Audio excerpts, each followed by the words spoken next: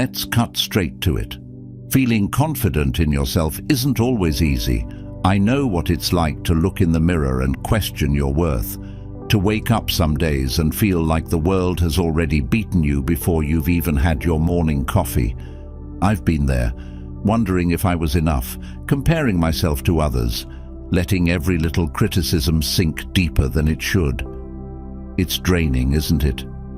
But let me tell you something that changed my life. Your self-worth doesn't have to come from what others say, from what you achieve, or from the fleeting highs of success. True confidence, it's built from the inside out. Here's the thing, the world is noisy. Social media, opinions, expectations, they all scream at you, telling you who you should be, what you should have, how you should look. And it's exhausting to try and keep up. But here's what I've learned through trial, error, and a lot of soul-searching. The only voice that really matters is your own. When you can tune into that voice and build a foundation of self-esteem rooted in your values and character, nothing outside of you can shake it. Not rejection, not failure, not even the worst day you can imagine. Let me share something personal. There was a time when I let every mistake, every critical word, and every missed opportunity chip away at my confidence. I thought, if only I could fix this one thing, then I'd feel better about myself. But no matter what I fixed, that feeling never came. Why? Because I was looking for validation in the wrong places, outside myself. It wasn't until I started to shift my focus inward that everything changed. I stopped chasing perfection and started building resilience. I stopped needing approval and started living with purpose. And that's when I finally understood what real self-esteem feels like. Steady, unshakable, and mine. It's not magic though. It takes work. It takes unlearning years of bad habits, letting go of the need to control everything, and most importantly, being kind to yourself. But here's the good news. It's not as hard as you might think. The tools to build a strong, confident version of yourself are simple, practical, and, once you start using them, life-changing. They're rooted in ancient wisdom that stood the test of time. And trust me, if I could do it, so can you. So, here's my promise. By the end of this, you'll have a set of principles that will guide you, no matter what life throws at you. You'll learn how to respond instead of react, how to build yourself up when the world tries to tear you down, and how to carry yourself with a quiet strength that no one can take away. This isn't about temporary fixes or feel-good advice. This is about building something permanent, something real, something that lasts. Let's begin. Now let's talk about something that truly changed how I see myself and the world around me. It's easy to think our worth is tied to what we have, the car we drive, the clothes we wear, the job title we hold. But I've learned the hard way that those things don't make you happy, not in the way you think they will. They don't bring real, lasting confidence. What they do is trap you in a cycle of chasing more, always feeling like you're falling short. I know because I've been there. I've done the chasing, and at the end of it, I didn't feel better. I felt emptier. But here's what I realized. Self-esteem isn't found in what you own or what others think of you. It's found in something far deeper, something no one can take away from you. Your character. When I first started learning about Stoicism, this idea hit me like a ton of bricks. The Stoics believed your worth is rooted in your character, in the person you choose to be every day. Not in your bank account, not in your job title, not in the praise you get from others. Your character is everything, and let me tell you, when you really embrace this, it changes everything. It's freeing. It's grounding, and most of all, it's real. Here's the first thing I want you to think about. When all the distractions are stripped away, your possessions, your achievements, your reputation, what's left? It's you, just you. and that you is made up of your values, your principles, and the way you treat others. The Stoics believed that these are the only things that truly matter. They called it virtue, and they believed it was the foundation of a good life. Marcus Aurelius, one of the greatest Stoic philosophers, said, "You have power over your mind, not outside events. Realize this, and you will find strength. That strength comes from knowing who you are at your core." Let me share a personal moment that brought this lesson home for me. There was a time when I lost something I thought defined me, a position I worked hard for, one that gave me a sense of importance. When it was gone, I felt like I didn't matter anymore. But as I sat with those feelings, I realized something powerful. That title, that role, it didn't make me who I was. What mattered was how I carried myself through that loss. Did I choose bitterness, or did I choose dignity? Did I treat others with respect, or did I let my pain turn me cold? Those were the choices that revealed my character, and in the end, they mattered so much more than the job I lost. Character isn't built in the big, dramatic moments. It's built in the small, everyday decisions we make. How honest are you when no one's watching? How kind are you when you don't feel like it? How courageous are you when it would be easier to stay silent? These are the things that define us, and they're the things that give us a self-esteem no one can shake. The beauty of focusing on character is that it doesn't rely on anything external. You don't need approval, applause, or material success to feel worthy. You just need to live in alignment with your values. And here's the thing, that kind of self-esteem is unshakable. It doesn't crumble when life gets hard. It doesn't waver when people criticize you. It stands firm because it's built on something real. I used to think being respected by others was the key to confidence. But Stoicism taught me that the real goal isn't to be respected, it's to be respectable. When you live with integrity, when you act with wisdom and moral courage, you earn a respect that's deeper than admiration. It's the respect you have for yourself, and that is priceless. Let me ask you this, who do you admire most in life? I'll bet it's not someone who's rich or famous just for the sake of it. It's probably someone who's kind, honest, and strong in the face of challenges. That's what true character looks like, and it's what we all have the power to cultivate within ourselves. It's not about being perfect. It's about striving to do the right thing, even when it's hard. So how do you start building this kind of self-esteem? You start small. Every decision is a chance to choose your values over convenience. The next time you're tempted to cut corners. When you're faced with a difficult truth, speak it. When someone needs kindness, give it freely, even if it's inconvenient. These small moments add up, and before you know it, you'll feel a quiet, steady confidence growing inside you. Not because of what you have, but because of who you are. I can't promise this path is easy, but I can promise it's worth it. The more you build your character, the less you'll feel the need to chase validation from the world. And that, my friend, is where true self-esteem begins. When you focus on building your character, something profound begins to happen. You start seeing yourself differently, not as someone chasing approval or possessions, but as someone rooted in integrity. But let me tell you, none of that growth can hold steady if your emotions are running wild. No matter how strong your values are, if you can't control your emotions, they'll control you. That's the next step. Learning how to regulate those feelings that can so easily derail your confidence and your sense of self. Let me ask you this. Have you ever let anger, fear, or self-doubt take over in the heat of the moment? I know I have. There have been times when I reacted out of frustration or insecurity, and afterward, I felt even worse about myself. That's the thing with emotions. They're powerful, and if you don't handle them carefully, They can pull you away from the person you're trying to become. But here's the good news. You can learn to control them. The Stoics believed that mastering your emotions is one of the greatest strengths you can have, and they taught practical ways to do it.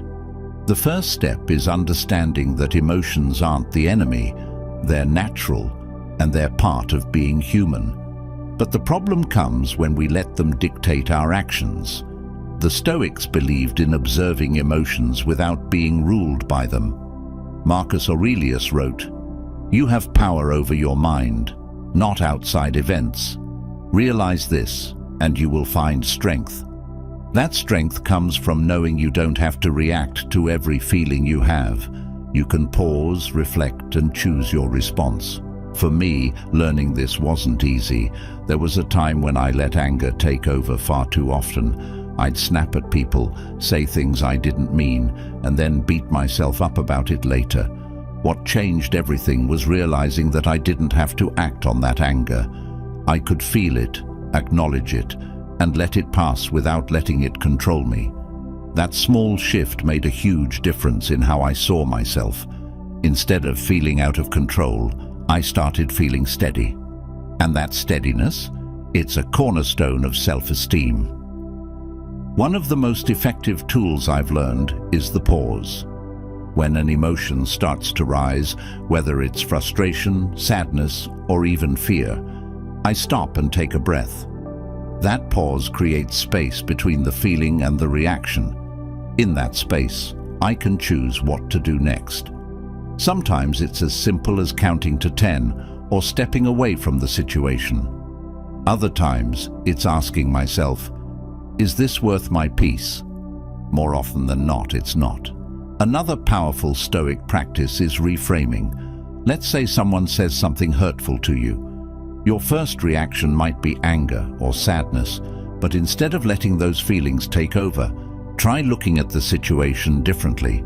Ask yourself, why does this bother me? Is it really about me, or is it about them? Most of the time, people's actions reflect their own struggles, not your worth. When you see it that way, the emotional charge starts to fade. I've also found journaling to be incredibly helpful. At the end of the day, I take a few minutes to write down what I felt and why. Did I get upset about something? Did I handle it well? What could I have done differently? This practice not only helps me process my emotions, but also gives me clarity. Over time, it's like building a map of your emotional landscape. You start seeing patterns, and once you recognize them, you can break free from the ones that don't serve you. The Stoics also emphasized the importance of perspective. When emotions feel overwhelming, it helps to zoom out and see the bigger picture. Will this thing that's upsetting you matter in a week, a month, a year? Most of the time, the answer is no. This perspective doesn't mean ignoring your feelings, but it does mean putting them in context. And when you do that, they lose their grip on you. Here's another key: self-compassion. Sometimes we're hardest on ourselves when we feel emotional. We think we should be stronger or more composed, but beating yourself up only makes things worse. Instead, try treating yourself with the same kindness you'd show a friend. When I started doing this, it was like a weight lifted off my shoulders. I stopped seeing my emotions as failures and started seeing them as opportunities to grow. Learning to control your emotions isn't about becoming cold or detached. It's about finding balance. It's about responding to life with wisdom instead of reacting with impulsiveness. And the more you practice this, the more you'll notice something amazing. Your inner world becomes calmer, stronger, and more resilient. That's when you start to feel truly confident, not because life is easy, but because you know you can handle whatever comes your way. This is the kind of strength that builds unshakable self-esteem. It's not flashy or loud, but it's powerful. It's the kind of strength that lets you walk through the world with quiet confidence, knowing you're in control of yourself. And that, my friend, is where real freedom begins. When you learn to master your emotions, you begin to see the world differently. You stop reacting to every trigger, and instead, you find yourself responding with calm and clarity. That calmness, though, is only part of the puzzle. The next step is harder, but it's what gives you real freedom, accepting that nothing in life is permanent. This truth can be unsettling at first, but once you embrace it, it becomes one of the most liberating lessons you'll ever learn. Think about it. Everything in life changes. Relationships evolve, opportunities come and go, and even the people we love most won't always be with us. For a long time, I resisted this truth.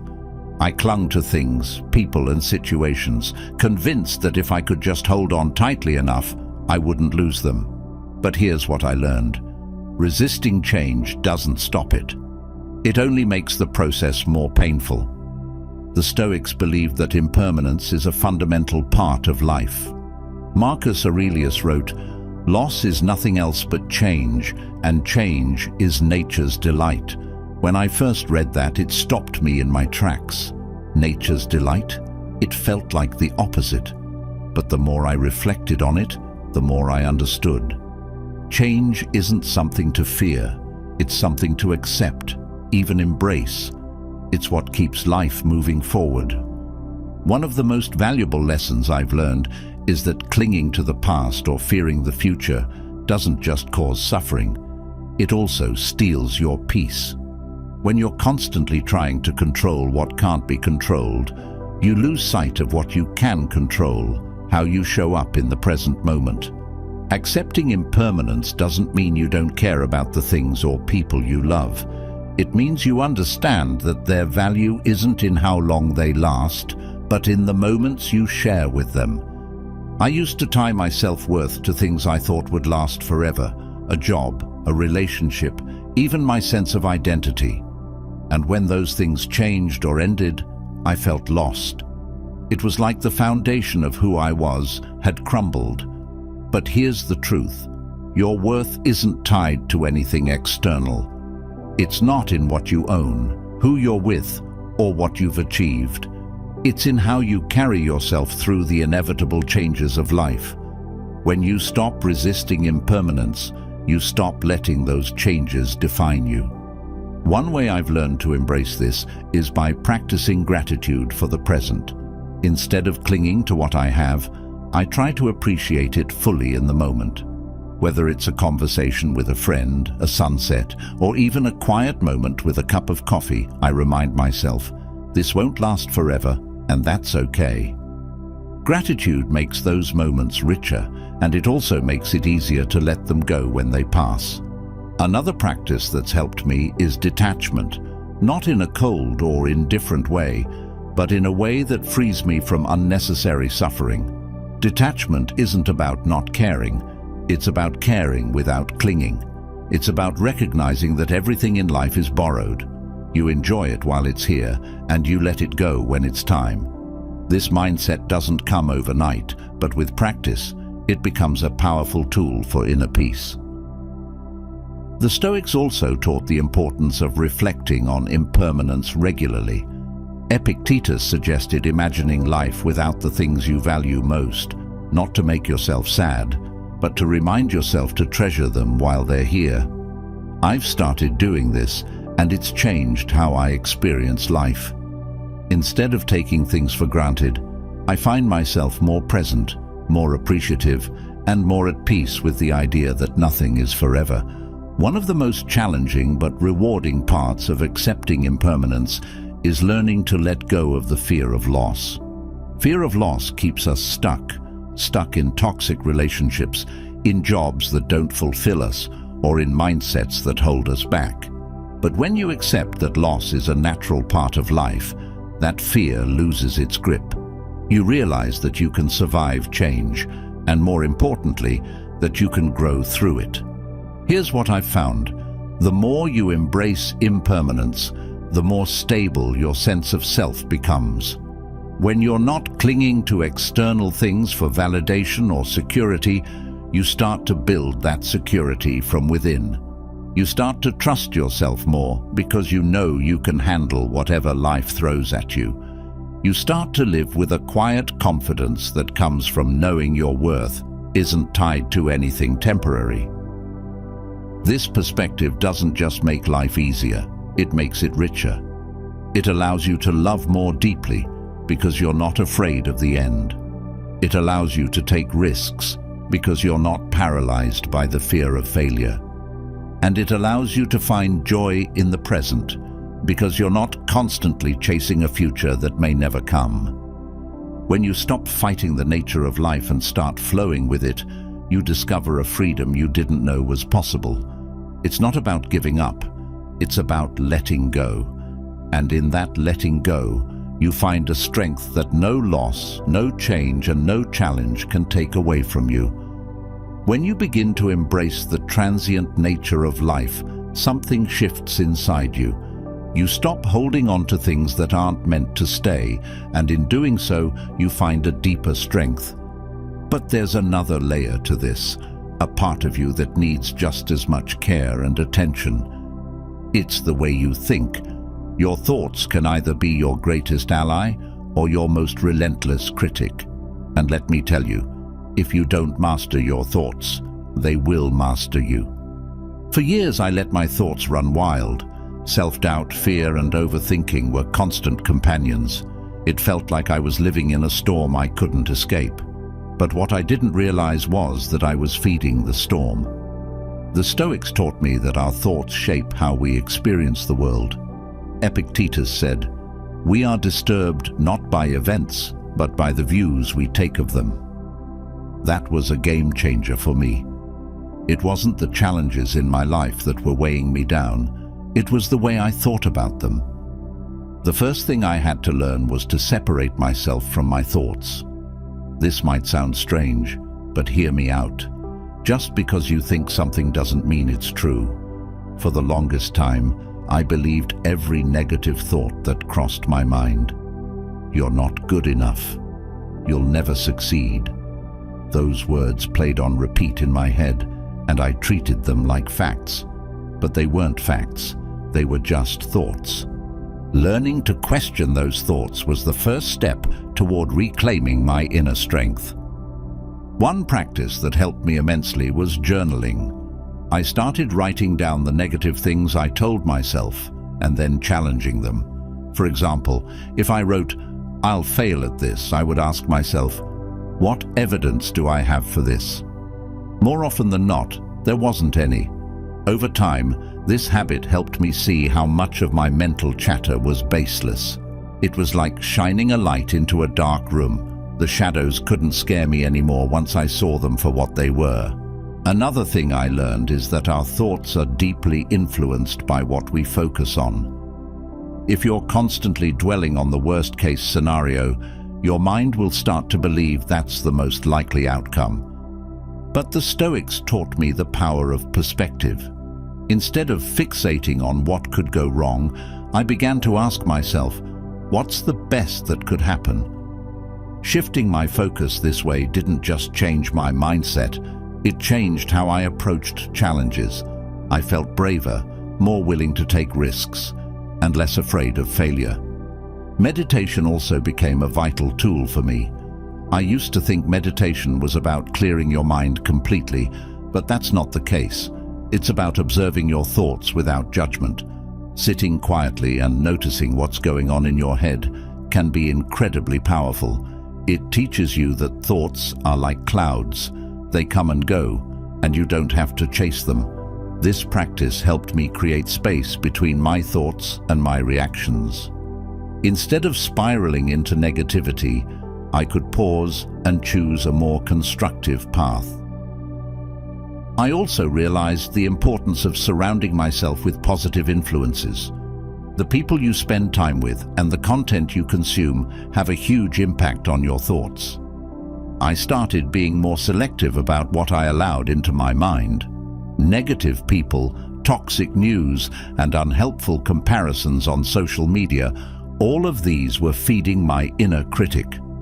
By cutting back on these influences and seeking out uplifting books, conversations, and environments, I noticed a dramatic improvement in my mindset. One of the most important lessons the Stoics taught me is the value of affirmations, not the fluffy, feel-good kind, but grounded, intentional affirmations rooted in truth. When I'd catch myself thinking, "I can't do this," I'd replace it with, "I've overcome challenges before, and I can handle this too." Over time, these affirmations became second nature. They didn't eliminate self-doubt completely, but they gave me a tool to push back against it. Mastering your thoughts isn't about controlling every single one. That's impossible. It's about recognizing which thoughts deserve your attention and which ones don't. It's about building habits that strengthen your mental resilience. The more you practice this, the more your thoughts start to align with your values and goals. You stop being your own worst enemy and start becoming your biggest supporter. What I love most about this process is that it's always evolving. Even now, I catch myself falling into old thought patterns sometimes. But the difference is that I notice it, and I have the tools to redirect my mind. And every time I do, I feel a little stronger, a little more in control of my life. Your thoughts are powerful, but you're more powerful. The Stoics understood this, and so can you. When you master your thoughts, you don't just reclaim your inner strength, you transform how you experience the world. That transformation starts with small, deliberate steps, and over time, it becomes the foundation of a healthier, more confident you. When you learn to master your thoughts, something remarkable happens. You begin to see how much power you have over your reality. You realize that challenges don't have to break you, they can shape you. And that brings us to one of the most transformative lessons I've ever learned. Failure isn't the enemy. In fact, it's one of life's greatest teachers. But I didn't always see it that way. For a long time, failure felt like a personal attack. Whenever something didn't work out, a project, a relationship, a goal, I'd beat myself up endlessly. I'd think, why did this happen to me? What's wrong with me? It felt like every setback chipped away at my confidence, leaving me feeling smaller and weaker. But then I came across a Stoic perspective that changed everything. Failure isn't something to fear or avoid. It's something to embrace. It's not an obstacle. It's part of the process. The Stoics were masters of reframing failure. Marcus Aurelius wrote, "What stands in the way becomes the way." That single sentence has carried me through so many tough times. It taught me that every failure is an opportunity, not to feel defeated, but to grow stronger. The moment you start looking at setbacks as steps forward instead of backward, you begin to unlock a resilience you didn't know you had. One of the biggest shifts for me was realizing that failure is a sign of effort. If you're failing, it means you're trying. You're putting yourself out there, taking risks, and pushing your limits. And that's something to be proud of. I used to fear failure so much that I'd avoid challenges altogether. But avoiding failure doesn't protect you, it keeps you stuck. When I started seeing failure as proof that I was moving, everything changed. I wasn't stuck anymore. I was growing. Here's something else I've learned. Failure is never final unless you give up. It's easy to feel like a failure defines you, but it doesn't. What defines you is what you do next. The Stoics believed that setbacks are a chance to practice virtues like courage, patience, and perseverance. When I think about the times I've failed, the moments I'm most proud of aren't the ones where I succeeded right away. They're the ones where I kept going despite the failure. Those moments built my self-esteem in ways success never could.